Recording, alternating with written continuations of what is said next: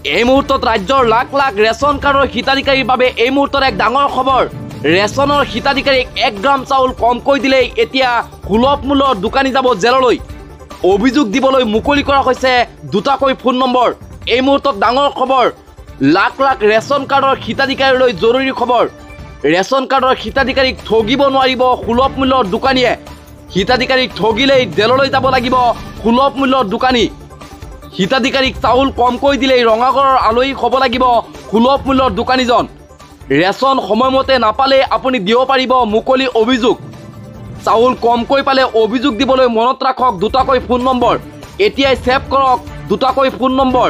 Save কৰক 180034536111 নাইবা save কৰক 1967। সুলভ মূল্যৰ দোকানীৰ বিৰুদ্ধে দিব পাৰিব আপুনি অভিযোগ। অন্তোদয় অন্ন যোজনাৰ জৰিয়তে প্ৰতিটো পৰিয়ালে পাব 35 কেজিকৈ চাউল। 1 ফেব্ৰুৱাৰীৰ পৰাই লাভ কৰিব ৰেচনৰ সামগ্ৰী।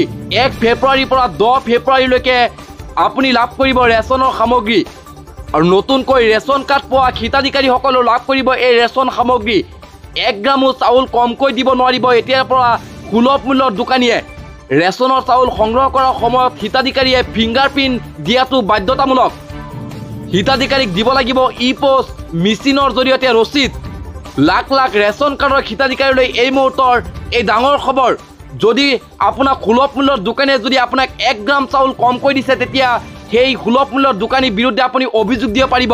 আৰু সেই সূত্ৰে দুটাকৈ হেল্পলাইন নম্বৰ মুকলি কৰা হৈছে।